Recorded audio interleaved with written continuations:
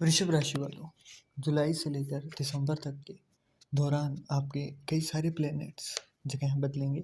आपको वीडियो के अंदर ही स्क्रीन के ऊपर दिखाई दे रहा है, वो अलग अलग टाइम ड्यूरेशन मैंने यहाँ पर लिखी हुई है। परंतु आज मैं ये चीज़ें नहीं डिस्कस करने वाला हूँ। आज मैं ये बताने वाला हूँ कि जुलाई से दिसंबर के बीच में आपको कुछ ऐसे इंसिडेंट्स, कौन कौन से 6 ऐसे बड़ी भविष्यवाणियाँ हो सकती हैं जो कि बिल्कुल 101% होकर ही रहेंगी इन 6 महीनों के अंदर।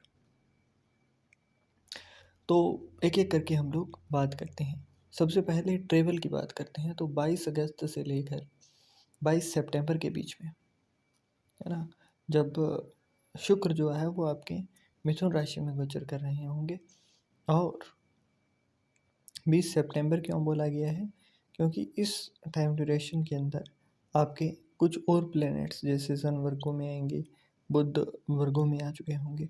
तो उस हिसाब से अगर देखा जाए तो इस टाइम ड्यूरेशन के अंदर आपके फालतू के ट्रेवल होते हुए दिखाई देंगे, फालतू की यात्रा भगदौड़ में आप चलते हुए दिखाई देंगे। मतलब वो ट्रेवल जिसका कोई खास आउटपुट नहीं निकलेगा। अगली बात करें डिज़ायर फुलफिलमेंट की, तो यहाँ पर जुपिटर और शनि दोनों का ही सपोर्ट मिलेगा, जिससे कि आपको फैमिली लाइफ के अंदर अच्छा रहेगा। फैमिली आपकी अच्छे तरीके से एंजॉय कर पाएगी, फैमिली के साथ आप टाइम स्पेंड कर पाएंगे। फैमिली एक्सपेंशन की अगर सोच रहे हैं तो वो भी आपके लिए अच्छा है। आपकी डिज़ायर्स की बात करूँ तो डिज़ायर भी फुलफ़िल होती हुई आपको दिखाई देगी, क्योंकि यहाँ पर आपको दोनों के दोनों ही ग्रहों का सहयोग मिल रहा है। एक तो गुरुदेव देवगुरु बृहस्पति और दूसरे शनिदेव जो कि 11वें घर के अंदर विराजमान है, इन्हीं के ही राशि के अंदर है।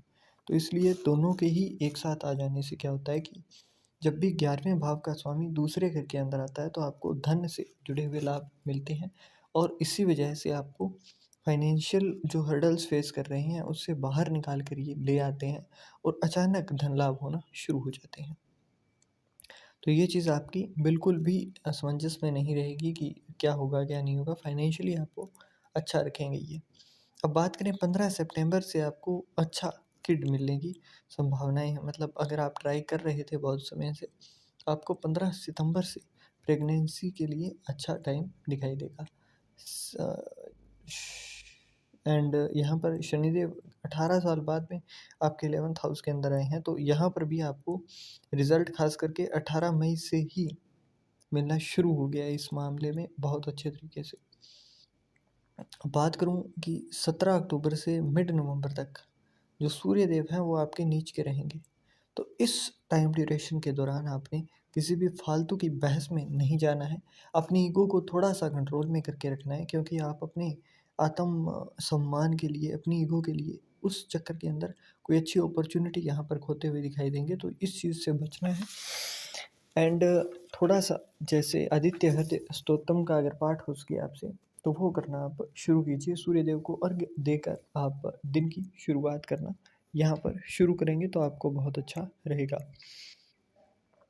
आगे बात करूँ 22 अगस्त से 18 सितंबर के बीच में आपको खास करके आर्ग्यूमेंट वगैरह से बचना है।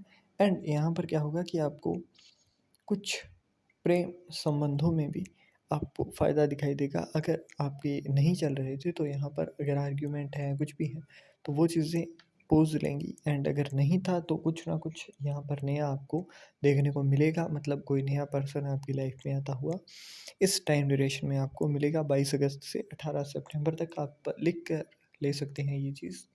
जो टाइम ड्यूरेशन मैं बता रहा हूँ मेरी खुद की रिसर्च से है, तो आपको एक एक चीज़ उस टाइम ड्यूरेशन के अंदर होती हुई दिखाई देगी। आपकी कोई ढैया नहीं है, कोई साढ़े साती नहीं है।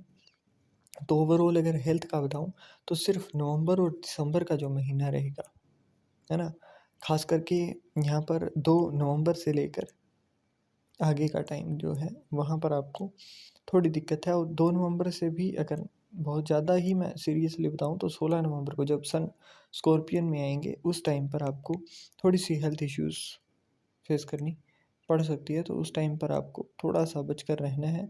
अपने फैट से जुड़ी हुई चीज़ों को थोड़ा कंट्रोल में रखना है, सोल्ट का इंटेक कम लेना है, और डेली वर्कआउट अगर कर सकें तो करिए। ऐसा कुछ करना है जिसके अंदर आप अपनी ब्रीदिंग को कंट्रोल कर रहे हो, जैसे प्राणायाम, अनुलोम विलोम, है ना, ऐसी चीज़ें आपको प्रैक्टिस में लानी है।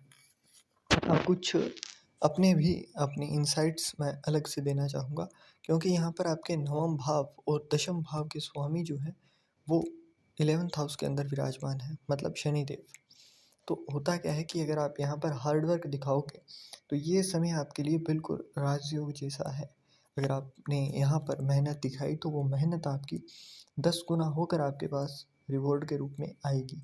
तो मेहनत की तरफ से आपको बिल्कुल भी कमी नहीं छोड़नी है, क्योंकि यहाँ पर अपनी ही मित्र राशि के अंदर राहु भी विराजमान है। राहु है कुंभ राशि के अंदर, है ना, एंड है भी दशम भाव में। तो जिनको बहुत लंबे टाइम से इंतज़ार था कि प्रमोशन नहीं हो रहा है, काम में कोई बढ़ोतरी नहीं है, जिनका खुद का काम है तो वो बिजनेस अच्छा नहीं चल रहा है, अगर ऐसा कुछ है तो यहाँ पर आपको आवश्यक तौर पर एक से ज़्यादा इनकम के सोर्सेज मिलेंगे और काम भी मिलेगा।